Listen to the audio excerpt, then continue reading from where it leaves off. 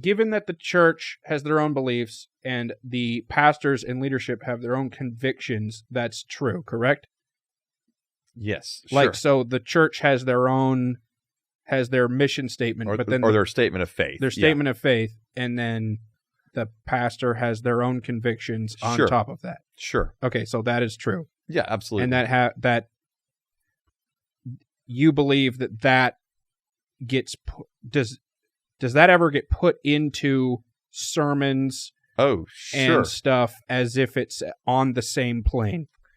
I don't know necessarily if it's intended to come across like it's on the same plane, Okay. but I think it's impossible for the pastor who's preaching most every Sunday for their own convictions not to come through. Why?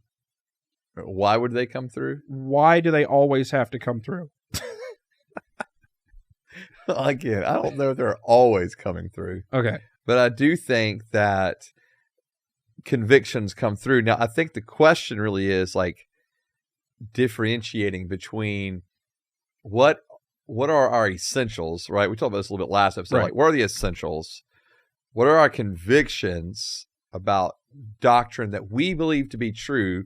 So we're teaching it that way in the church on like secondary issues. Mhm. And then like, what are our preferences? Right.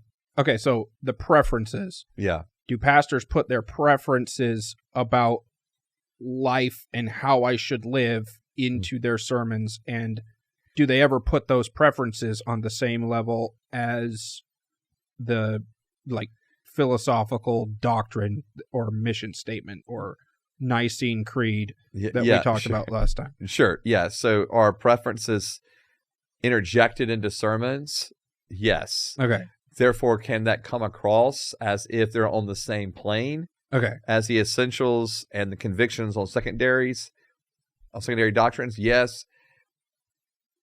And I do think that preferences I mean, they do, and in some ways, not all the time, but in some ways, I think the pastor should be allowed for preferences to come through. Really? Yeah. Okay, why?